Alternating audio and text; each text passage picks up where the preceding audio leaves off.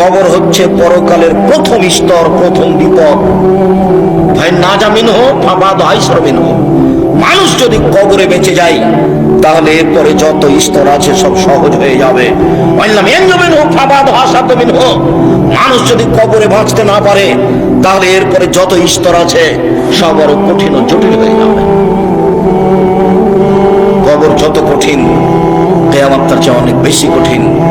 কিয়ামত যত কঠিন জাহান্নাম তার চেয়ে অনেক অনেক অনেক বেশি কঠিন। কি দিয়ে বুঝায় আপনাকে আমি কবর কত কঠিন? রাসূল সাল্লাল্লাহু আলাইহি ওয়াসাল্লাম বলেন, যখন তাকে কবরে জিজ্ঞাসা করা হবে দ্বীন সম্পর্কে, মুহাম্মদ সাল্লাল্লাহু আলাইহি সাল্লাম সম্পর্কে, ইসলাম সম্পর্কে সে যদি উত্তর দিতে না পারে, ইয়াদরিবু জারবাতান, এত জোরে তাকে ফেরেশতা মারবেন, ইয়াসিহু সাইহাতান, সে বাপরে মারে করে চিৎকার করবে, ইয়াসমাউ মাওয়াইদাল মাশরিকুল মাগরিব ইল্লা তাকালাম, সারা পৃথিবীর জীবজন্তু কীটপতঙ্গ পদার্থ জড় পদার্থ সব কিছু তার চিৎকার শুনতে পাবে, মানুষ আর জিন শুনতে পাবে না। এখান থেকে 50,000 কোটি কিলোমিটার দূরে যে বস্তু আছে সেও শুনতে পাচ্ছে এই কবরের চিৎকার। সে কত জোরে চিৎকার করছে আপনাকে আমি বুঝাতে অক্ষম।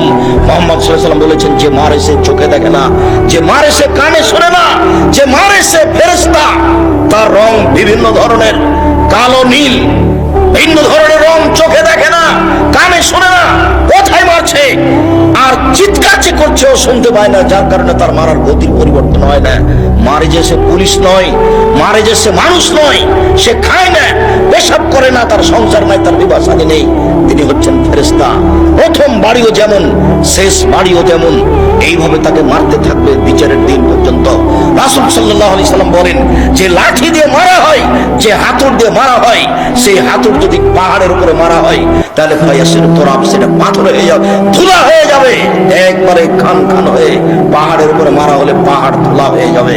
যেই হাতুড় দিয়ে মারা হয় সেই হাতুড়টা যদি পাহাড় দিয়ে মারা হয় তাহলে পাহাড় ধুলা হয়ে যাবে। মুহাম্মদ সাল্লাল্লাহু আলাইহি সাল্লাম এইভাবে বলেন।